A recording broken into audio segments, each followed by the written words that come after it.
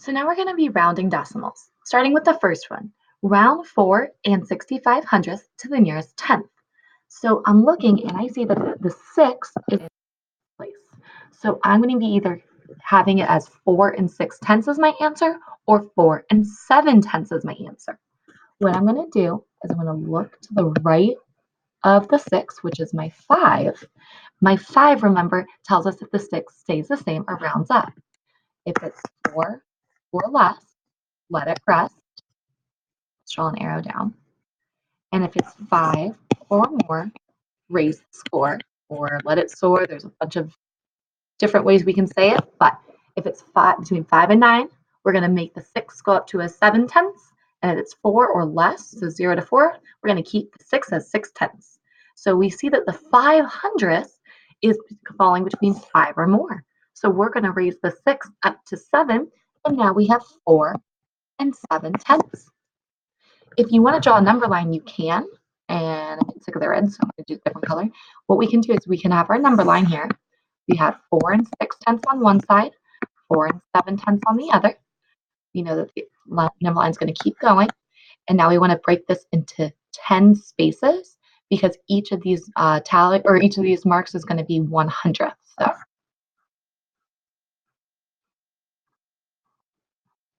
okay, so we have 10 spaces.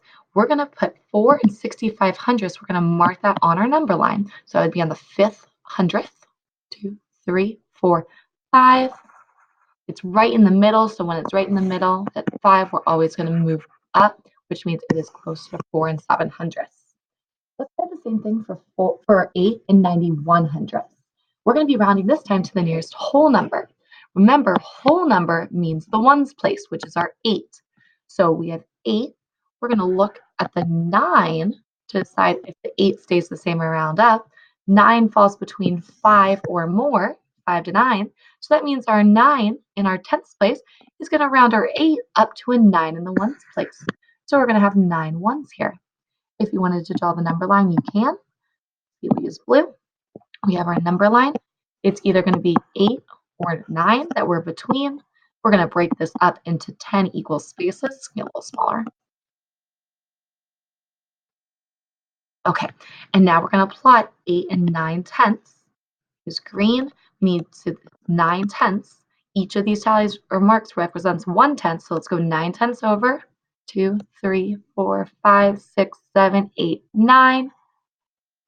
Oh, wow, this is clearly closer to 9 holes, or yeah, 9 holes or 9 ones. So that's why our answer is 9. Finally, which number could be rounded to 3 and 6 hundredths? So we're going to look at all of our possible answer choices here. We know that the 6 is in the hundredths place, so we're going to be rounding this hundredths each time. Let's look. We're going to look right to the right. We can see that the 4 in the thousands place falls between 4 less, so that means the 5 is going to be staying the same. Our answer for here would round to 3 and 5 hundredths. Well, we're looking for 3 and 6 hundredths, so let's look at the next one. We'll get purple. All right, 3 and 64 thousandths. The 6 is in the hundredths place. Look to the right. We see that the 4 is in the thousands place.